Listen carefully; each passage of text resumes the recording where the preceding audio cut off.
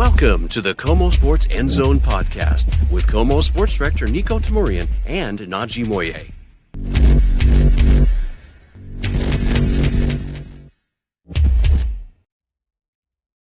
Well, you know what that sound means, Najee?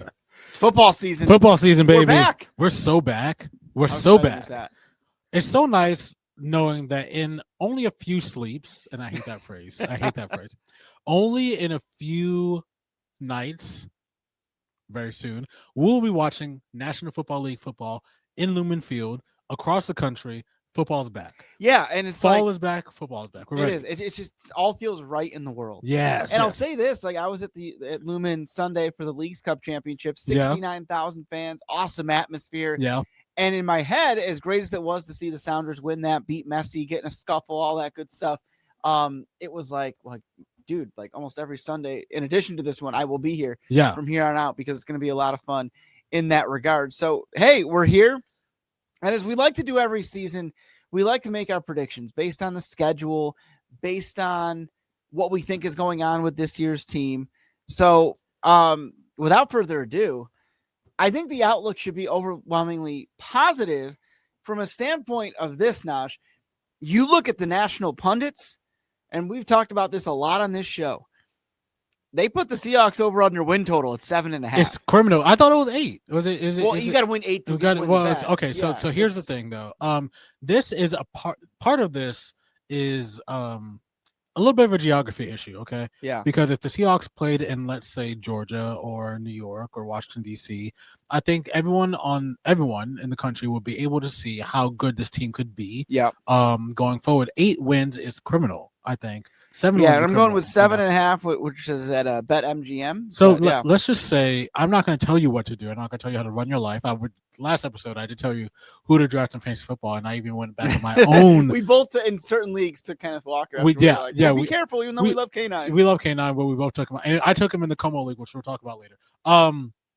Over by many games. And what's your key reason for that? The schedule, number one. Me too. Number one. I just want to make sure we're on the same page. It's really difficult to going into the beginning of the season. All you really have to go off of is preseason and last year. Yeah. If you look at the schedule breakdown for the Seahawks this year, I mean, I really feel like the first 3 games could be walks in the parks. Now, I say this. Yeah. Niners may not. We're opening the season for first of all division game at home. No, people I've seen people on TikTok are just like, "Hey, you don't want to start a game against a conference or division rival first game of the year." That is unique. That is unique. Yes, I like it because it sets the tone. It gets one of your 2 games against your conference rival, the biggest rival, the Seahawks. We have the Niners. Yeah. Out of the way, you get the first game at home. Imagine the energy. The energy. All 12 will be bringing it on a team with a revamped offense and a bolstered defense. On a Niners team that honestly last year, and all we can go on is last year as it stands right now, struggled for the greater part of the year. Big fat W for the Seahawks, I believe. Yeah, I think that when you look at it, and I think a key point you made off camera was that there's no crazy stretches where it's like, hey, this is crazy. I want to bring up the schedule here for everybody. Right. You look at this, let me get rid of our nameplates there really quickly. But so when I look at this, I say, okay, you look at the first 4, home against the Niners, at Pittsburgh, unique matchup against DK, home against the Saints, on the road at the Cardinals. Let me just start with that. You used to be able to say, 4 quarters because it was 16, now it's 17 games. But let me start with the first 4. If they start worse than 3-1, that's a major disappointment.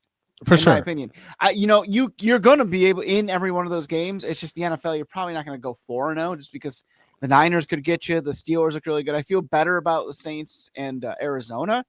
But then you look at the next 3 after that. I mean, Tampa's going to be tough, but it's here. Yeah. And they're going to be all wearing throwbacks, which is cool. Very cool. Creamsicle orange against Seahawks blue. Very cool. At Jacksonville, you should be fine. And the Texans, again, it's a good team, but it's here.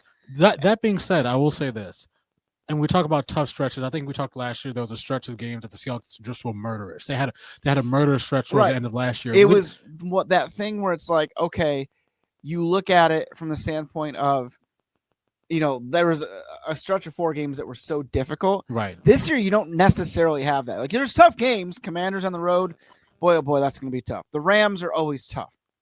in San Francisco, even if Geno got the game winner last year and they won and snapped that streak, it's still the Niners.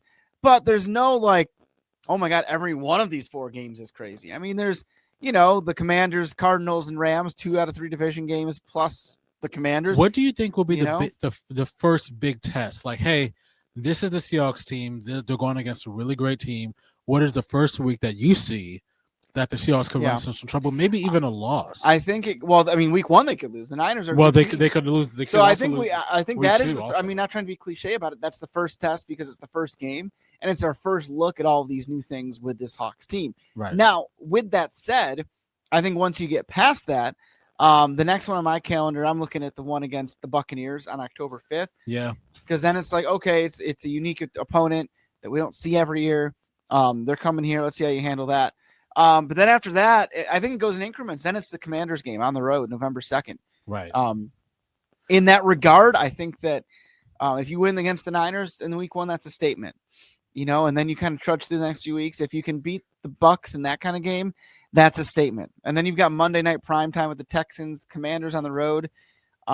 Those 2, I think, will set the stage for the rest of the way. You kind of brought it up just now. I mean, the Tampa game, I think, is the first litmus test. You want to measure, it's a measuring stick test, a team that was, very, very hot offense in the Buccaneers. But I think the biggest test, maybe even the first loss for the Seahawks. I mean, if Seahawks fans can go all the way up to this Monday night game against Houston, undefeated, they'll be very happy about this, obviously. Yeah, they're gonna stub their toe on somebody along the way. Well, this Texans team. Look, I mean, you may be thinking that they peaked too early last year. That defense, I think that the Seahawks may end up being like they're looking in the mirror, at least on defense, looking at that Texans team. Yeah. Monday night, you said in the last episode of the podcast that this Seahawks team may end up winning games 20-14, 20-6, 13 to. That's kind of how I feel. And I feel like that Monday night game may be the same sort of deal against the Houston Texans. Yeah. I mean, this is not your grandpa's Houston Texans. This ain't your daddy's Houston Texans either. I think this is a good Houston team. I think they'll go far in the playoffs this year. Shout to Joe Mixon, who also was on the Texans. He's not playing right now. Right. But and I think that'll be a very, very tough game going forward for the Seahawks. Commanders also back-to-back is rough. I think also when you talk about NFC West, I'm ignoring the Cardinals for a reason. Yeah. yeah. The team that I thought would ultimately win the NFC West is that first game against is the LA Rams, and they got the Seahawks that first game on the 16th of November against the Seahawks and the Rams. That's another tough game. I think when you talk about hard stretches, I mean it's not overtly hard stretches. It's not playing the Eagles and the Chiefs in that way, but the Commanders for the Texans, Commanders, Cardinals, and then Rams. It's going to be a tough stretch, I feel like. Yeah, no, I think that's the stretch that makes or breaks the season in a lot of ways. If you can, it's in the middle of the season too. If you can get through that relatively unscathed, but I think that we talk about that 7.5 win total, which could be even higher at this point, as the bets pour in, so to speak. You look at these games and games they should be favored in. Right. You know what I'm saying? Like without a question, the Saints, Cardinals, Jags, Titans, Colts, Panthers. Like there's 5 games, and I'm not saying they're going to win all 5, but they very much should. Yeah. I mean, the Panthers, the Colts, the Titans. The Panthers could be better than they were Jags, last year. And they probably Saints, will. These are 5 teams that have been really struggling the last one. Now listen, they could come out of the gates firing, and who knows, Tyler Shaw could be a or Spencer Rattler, whoever's. I mean, I'm just whoever's starting for the Saints these days. You start with, as opposed to last year, where it's kind of like, boy, these 5 games are going to be very difficult to win against the Bills, against the Vikings, the Lions, the Packers, like all these teams that we were naming off. As opposed to that this year, where sure the Commanders are going to be tough. The divisional teams are not even going to touch at this point because every divisional opponent is going to be tough. Even if they've owned the Cardinals since 2021, right? They're still going to be a good game, right? Right. But to the point, and same thing with obviously the Rams. It's always going to be back and forth. Same with the Niners. So where do you kind of come in the in between here? Well, it also would have to be those non-divisional matchups. At the Steelers, the Saints coming here, at Jacksonville, the Bucs coming here, all that sort of thing. And in those ways, it's not something that's like overly crazy. Like, of course, the Texans are tough coming here. That's that game can go either way. Right. The Commanders on the road, you're probably, unless the Commanders fall apart, almost certainly going to be the underdog in that game. Vikings here, we'll have to see. They're a huge question mark, with moving on in a lot of ways. We'll have to see. A lot of it just depends on how good JJ McCarthy exactly. And that's why I hate to go out to games in December, because the teams could be so much different than what we see right now. Right. The Falcons, on the surface, you're like, oh, the Seahawks went there and won last time. Like, they should be fine. But then you don't know how much Penix is going to grow by that point. And I also think about, how the Seahawks, had a couple games where they just a couple of odd games. Like I'm thinking specifically about the Giants game last year. Yeah. That could end up being the Panthers of this year, if that makes sense, or the Jaguars. The NFL, weird things happen in the NFL. I always say that baseball is a very weird sport. Football is a weirder sport, obviously, because it's a bizarre things can happen. I'm not gonna lie to you, Niko. Yeah. I'm gonna put the Seahawks, and this may be early in the podcast to do this. Okay, I'm all ears. I'm gonna give the Seahawks 12-5 this year. You were not saying that off camera, but you're going to 12 though. I'm going to 12 because as I look at the schedule, and as Woody Page said, you have to look at the schedule, boys. Going off of last year, they're happy about the schedule. If I had to give it like obvious losses, I mentioned the Texans. There's no obvious losses here. That's the thing. I mentioned the Texans. That this game is could be a toss up, like you said. The Buccaneers game going across country to Pittsburgh, that's also a struggle. The Rams, situations like that, this division game, and let's say you drop one against the Niners at the end of the year. Who knows? And it's, and I do think that tough, the Seahawks will be fighting with the Rams to win the division. It's funny. As we talk about it out loud and we look at this schedule, I look at this and I say, I've said all summer, I think it's a 10-win football team. Right. Because I do have questions about wide receiver. I feel much better about the offensive line than I did, say, 4 or 5 months ago. And this when I say this, I'm saying this is the ceiling. Yeah, sure. If the defense plays as well as it can play, I understand that. If the running game stays, if the offensive line stays healthy, if the running game stays apparently good, and we know what kind of offense this team will be. Yeah, no question. And I think that. So I've been saying 10 all summer, but as I look at the schedule, I feel better about calling 11. Okay. So I'm going to say 10 or 11. It's odd. I'm going to say 10 to 11 wins. It's odd. Wild card, or fighting with the Rams for the division, but probably wild card. It's odd that I'm the more optimistic of the two for the Seahawks this year. Here's my thing, and I've mentioned this on this show many times before. Oftentimes I'll go by feel, and certainly what I mean by that is like, remember that Eagles Monday night game that on paper the Seahawks had no business winning? I'm like, but I'm like, this is one of those games that has the feeling it's going to be raining, it's going to be this. And now we don't know the weather of a game in November right now, of course. I can tell you it won't be good. But when I say that I'm only slightly less optimistic than you at this point. Sure. I had a game or two. But I know that there's always going to be those games that pop up out of nowhere. Like, for example, last year's season preview, we almost, they're going to beat the Giants. And they didn't. There's always games like that. Exactly. And I think there's less of them this year because it's year 2 for Mike Macdonald. It's year 2 of this defensive system. Now the offense is going to be the big question mark. Right. But it's going to be, again, for Mike Macdonald and some of those games that maybe got away. Like he's always been an amazing head coach, and this team is bought in with him. But you're looking at it from the standpoint of like everything is a little more familiar. Everything is a little more. So when you get in those adverse situations, like we saw them fight out of later in the year, you're able to fight out of those a little bit better. But I guess going back to my original point, why maybe a win or two less than where you stand, right, is somewhere one of these games is going to pop out. Like the Niners could stun them in the opener, and it's possible, and maybe the Hawks get them in the finale. Yeah, I don't want to say stun because it's not going to be a huge surprise. It would be. Well, it depends on what type of. But going to Atlanta, like Seahawks should win that game at least as we stand right now. Cross country, early September. Exactly, cross country. Who knows how good Penix is playing by then? I mean, who knows? Kirk Cousins could take over. I don't think that'll be the case. I don't think that'll be the case. I think Michael Penix has a great year. So I think what we're both saying is that the Seahawks double-digit wins easy over the 7.5 that for whatever reason that they're. Yeah, no, I agree with that. I think that we look at the Cardinals. So granted, the Seahawks have had a good track record with them the last 3-4 seasons, right? But you could split. How far? And so we're expecting the Seahawks to make the playoffs. They didn't make it last year. And last year, it's not so much that they missed. I mean, they tied the Rams. They lost the tiebreaker to get in. The NFC was loaded. You think about the Lions, the Vikings, the Commanders, the Eagles who won it, of course, and then Green Bay was good. So it's like, I'm not saying it won't be loaded this year, but them missing wasn't so much a product of, hey, like the Seahawks didn't perform. Now there was a couple games they left on the table, like we just talked about the Giants, but by and large, it wasn't that they were that bad, so to speak. They were just in a loaded conference and a good Rams team. I think that speaking of the offense, I don't think that we're going to see as many. I think back to me sitting next to you in the booth, watching a couple of the games, watching the Bills game, or watching even the Packers game, and we're just scratching our head at the offense. Like, what are you doing? And I don't think we'll see that as much this year. I think we're going to see a lot more ground and pound, a lot more.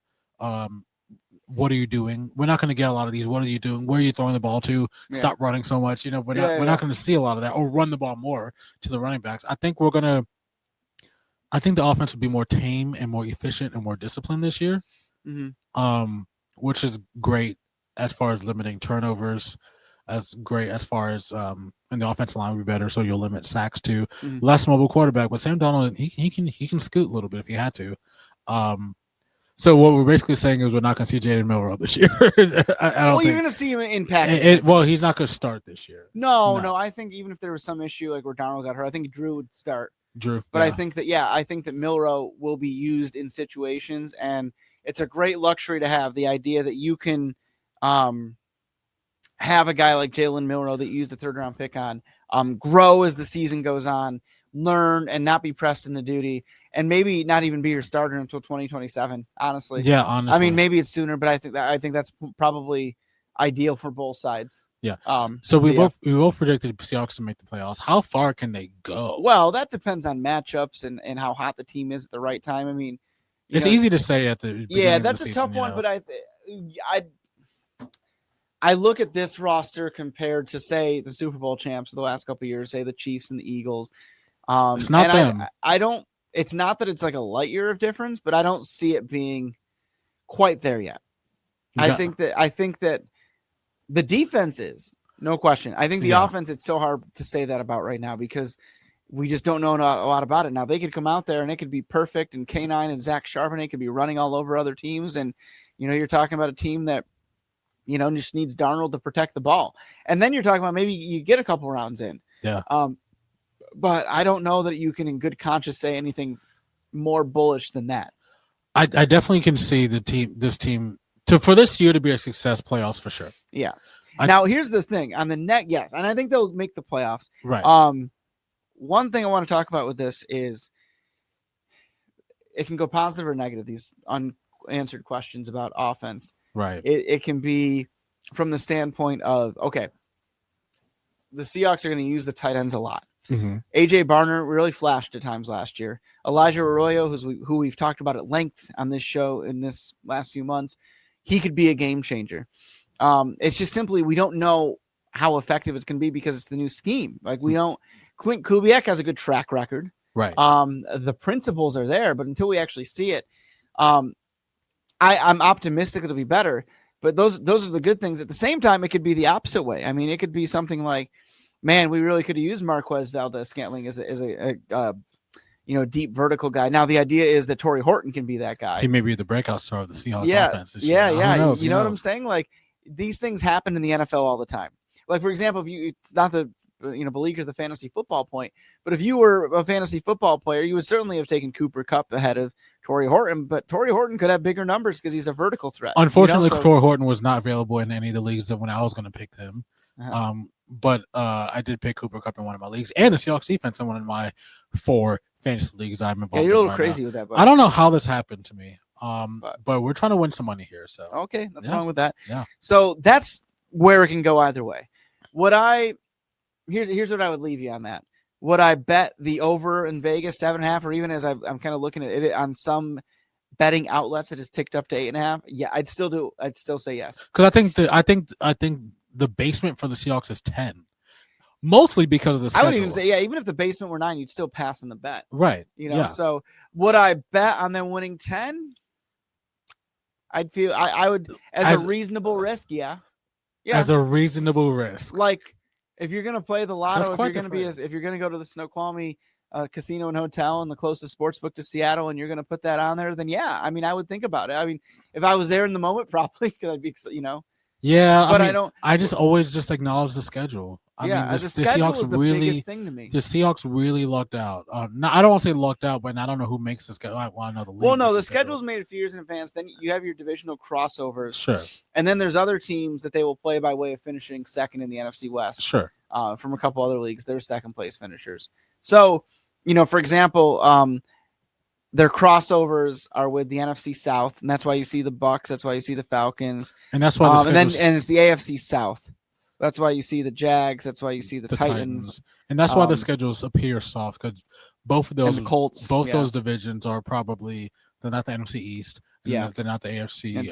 They're not the AFC North by any means. So, I mean, you're not playing Joe Burrow this year. You're not playing Baltimore this year. You're not playing, Yeah, like if they'd beaten the Rams for that tiebreaker, they would have played the Ravens instead of the Steelers. Yeah, exactly. It's kind of how that goes. That being said, I think Steelers will be much better this year. Yeah. It'll be interesting to see. What we should bet on is if DK Metcalf will try to get in a fight with one of the Seahawks. I'm going to say this. I know, like they all loved each other as teammates and things like that, but in week 2. We saw a lot of times at training camp that DK and Tariq Woolen went at it. And I think that could be and first of all, it's an interesting matchup from a physical standpoint because Reek, while he's not as big as DK, they're both 6'4", and Reek has long arms that can bother Metcalf, and I think that's kind of what led to some of the summer skirmishes in 2023 and 4. But I think that that's going to be an interesting and fun game when you look at it in that perspective. But I think that this season and the win totals we're talking about, it comes down to that offense. Is the wide receiver position make me a little nervous about it? You bet. Is that masked a little bit by this run-heavy approach, the upgrades on the offensive line, and the fact that we're going to see K9 and Charbonnet really go at teams? Of course it does. Do I feel exponentially better about the line? Yeah. You drafted Gray Zabel. You got Charles Cross and Abe Lucas, as good as it comes. And Jalen Sundell has really come on. He earned the center job. Yeah. And he was Gray Zabel's college teammate. And offensive line is 5 guys over 300 pounds trying to be in perfect synergy and blocking. I feel good about the guys who played together about 4 years being reunited on that line next to each other. There you go. At guard and center. So who do you think will be the offensive and defensive MVPs for the Seahawks when the year is all said and done? Ooh. Who is going to lead? Who led them to the double-digit wins? Who will be leading the Seahawks to their presumptive 12 or 11 or 10 wins into the playoffs on both sides of the ball? I'll go first. We saw a little bit of this last year, and this is a great pickup. Big Cat on the defensive line. Hard to argue with that. It's hard to argue with Big Cat. Now, when you think of the Seahawks, you think about maybe Ernest Jones, you think about the secondary. I think what we're going to see is Big Cat take more of a Dexter Lawrence-y type role in the defense, especially especially with Byron Murphy coming on. I think Byron Murphy will be much better also this year. But I think we're going to see Big Cat from the middle of the line, by the way, coming at you with maybe like 10 sacks. Yeah, no, I don't. It's hard to dispute that. Who do you like on offense? I really feel like Cooper Kupp is going to have, and I'm not going to imagine he's going to have like a triple crown resurgence type year. But what I will say is this: when JSN is doubled, and he will be doubled, Cooper Kupp will make you pay. Sure. Now I know that the team is, maybe kicking it old school with the offense. Yeah. You may see there's a fullback. You may see 2 tight ends. You're going to see a lot of play actions. You're going to see a lot of, just like if they pass the ball, there may be some rollouts, some big bombs down the field, or even some quick passes to Cooper Kupp. We can use his agility and his route running. Like I said, JSN is wide receiver 1, but do not sleep on Cooper Kupp this year. Yeah, they talked all week about how he's a tremendous leader. And I know that doesn't score touchdowns necessarily, but it certainly commands the respect. It commands respect. He has been maybe almost working in a Tyler Lockett-esque role, not last year, but maybe like when people were trying to double DK Metcalf so much. Yeah, sure. A couple years ago, Tyler Lockett was able to get a couple just clean passes. Yeah. We're going to see some of that, I think. And Cooper was actually applauded by Mike Macdonald from the standpoint of like going in and talking logistics and having conversations almost like he's another coach out there. And he knows how to get open. He's been on a winning during team. all the summer workouts, he just looked like he was at a different level. Like like everybody else was playing football, Cooper was playing a different game. Yeah. Very cerebral, so smart. Yeah. So I think I can see that in that way. And also, he's back home. He's back in Washington State. He's comfortable. He's happy to be here. He's a Super Bowl winner. He lost winner. track how many family friends were going to be. Exactly. Yeah, exactly. He's got support around him. So, and obviously, Seahawks Nation is happy to have him. I think it was a really underrated pickup. I agree with that. Yeah. But yeah, I'm excited to see, and he is also in one of my 4 fantasy leagues, like I mentioned before. Well, at this point, with 4 teams, you've got everybody covered. Willing this into existence. Yeah. I'm gonna go with defensive MVP, and you guys know I love this guy, Ernest Jones the fourth. Yeah. The defense was just so different when he was on the field. After they acquired him, they became a top 5, especially in run stopping defense. For sure. It was really special to see. He's a leader on this team. I think, and that's not a knock on you. Like, that's not saying you're wrong about Big Cat. Like, of course he could be. Yeah. And I even look in the secondary, guys like Julian Love, Reek, and Spoon could be primetime players out there. But as far as MVP, I'm going to go with Ernest Jones because I saw the difference that one player made in that position. Offensively, I'm a little torn on this. I'm going to go Kenneth Walker because I'm going to go with he's going to be able to show off his talent finally. Because he's going to have a good run, a better line to run through. He's going to get maybe 20 rushes per game. And he's finally get the volume. Even if Charbonnet gets in and gets a lot of action, which I think he will just based on the amount they're going to run the ball, K9's still going to be the bell cow. And I think that it's funny because I was like debating between K9 and Sam Darnold. Yeah. Because I think Darnold's going to be put in a position where he's not going to put up, you're talking about the most valuable player. I'm not necessarily talking about numbers. I'm talking about, I think he's going to be throwing some clean games because he's not going to have to force the ball into tight windows like Geno Smith was last year. For sure. And I think with Sam Darnold, what we're going to learn relatively quickly is if whether that hot year he had in Minnesota was based on just Minnesota, Kevin O'Connell, having Justin Jefferson doesn't hurt anything, or is he actually just, or what Sam Darnold we're going to see is what I'm saying. Yeah. I feel better about his protection again than I did 4 or 5 months ago. For sure. Will that be the difference? We'll find out. But I also think it's a lot less of a workload with how much this team is going to not just run the ball, but operate on the predication that they're going to run the ball. What I mean by that is play action passes. They're going to get Darnold out of the pocket to alleviate that the pass blocking defense. So I think he's going to be kept relatively clean. And that's his MO. If he's got time and if he's kept relatively clean, I think he'll be okay. And I think when you combine what we just talked about, the defense being as advertised, the offense being vastly different, I'm not going to say improved until I see it. Of course, the number one factor being that schedule that opens things up for the Seahawks. That's why I think 10 wins is a good number. That's why I think wouldn't 12, be shocked if it's 11. I wouldn't be shocked if it was 12 either. Like I said, there you go. So really quick,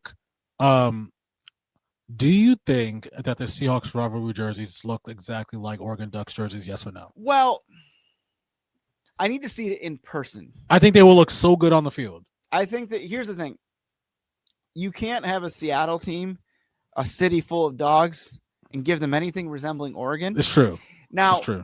Does Nike recycle rough looks? Yes. Google the Syracuse orange college football jersey and the Cleveland Browns. They're the exact same thing pretty much, except for a couple stripes are in different spots and the tone of orange colors. Is different. Yeah. Well, that's the team colors. I'm saying the design. Yeah. The design. Like it says Browns right here. It says orange right here. Okay. Cleveland, you know what I'm saying? There's a lot of same idea. There, so yeah. Now, so do I think that in the millions and millions of combinations of Oregon jerseys over time, is this similar? Yeah. Sure.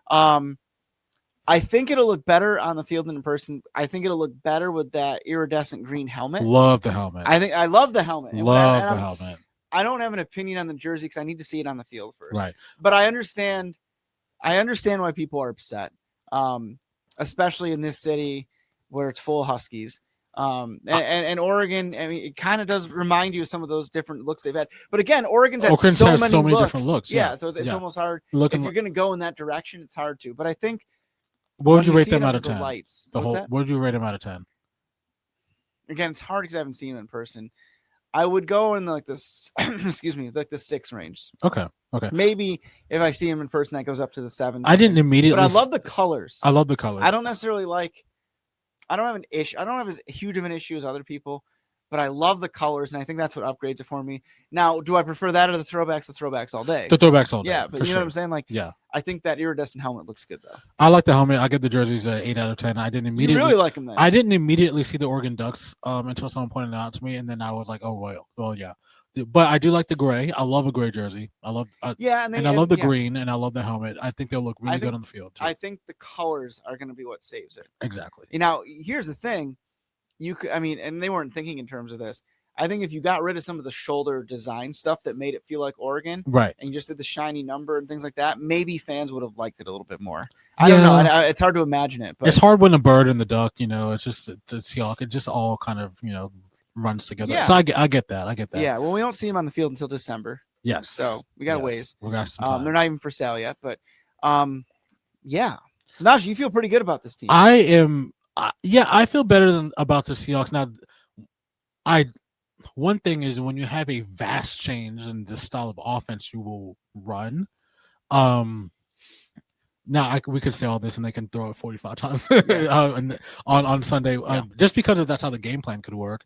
And it's possible. But I feel good about the Seahawks team. I feel good about another year under Mike Macdonald. Adding a couple pieces, Cooper Kupp, I think was a bigger addition than people would expect. I think having health back with Kenneth Walker, healthy Kenneth Walker will be back. It will be good. He will be back. And I think also another year with this defense. They were great last year. I remember a couple of games they won 17-3. Talking about the Falcons game. And they're just beat the Bears 6-0. Yeah, they're dominant. Yeah. And that was in the second half. That was after Christmas. We may see that more this year, which But I think with at Lumen Field with the 12s and the weather, and especially later in the year, I think they'll play to the Seahawks' strength, and I can see them only getting better as the season goes on. I agree. I think that offense is kind of made for what the weather is here. Yeah. I'm optimistic more than I'm worried, and I think that's a feeling that has gradually trended more positive as we've gotten closer to the opener, based on everything I've seen at training camp. Yeah. Based on what I saw in the preseason, guys stepped up. Like I can't talk about Jalen Sundell enough. Who took a center spot that was such an uncertainty last year that they signed Connor Williams, essentially off the street. Now he retired mid-season after getting his report card, so to speak. Sure. But, I think that for Jalen to rise up and secure that spot, no offense to Olu, who I think will be almost like his 1B at this point. Yeah. But to have Jalen not only step up to be capable of your starting center, but to have that symmetry with Gary Zabel on top of a healthy Abe Lucas and Charles Cross,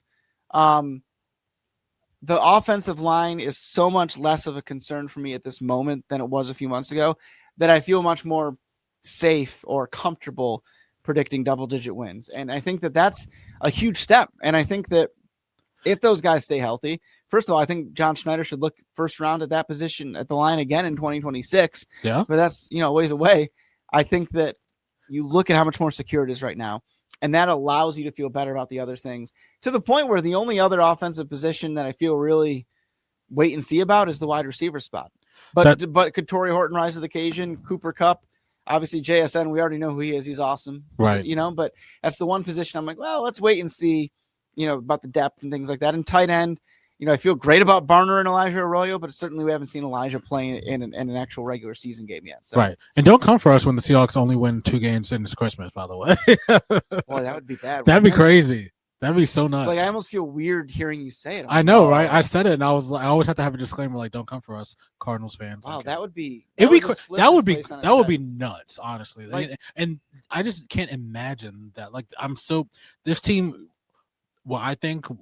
When I think about the Seahawks right now going forward for the next 5 years, just stability.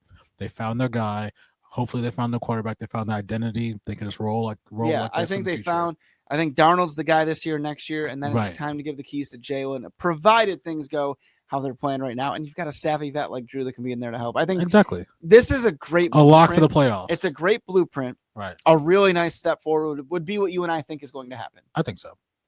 Well, that's your season preview. Of course, moving forward here as we get into each week, we'll preview the opponent. We'll usually have somebody who covers that team up close and personal to talk about the dynamic, and we can't wait to talk to somebody about Pittsburgh and DK next week. That's going to be a lot of fun. Yep. But, hey, this was your Seahawks season preview. Football is back. Get your popcorn Najee and I think they're going to the playoffs. Oh, yeah. Or above. Playoffs or above. Who knows? I'm just going to stick with playoffs. Well, yeah, I said 12 wins. So this is the longest playoff drought in 15 years. It needs to end. And I think it will. We're going to drink some water, y'all. I think everything is taking a step forward. I'm really optimistic about it. And again, we're back every week now, your game preview. We'll have segments as well as I get to talk to some of the players one-on-one. We'll post those for you as well. And we'll do quick minutes. We'll talk about fantasy football matchups that week. We'll talk about betting if you're into that sort of thing. With the caveat, just don't come at us for our bets. They were pretty bad last year. Yeah. We could do better. We can do better. And we will, just like the Seahawks. Yes. For Najee, I'm Niko. Go Hawks is here. Go Hawks.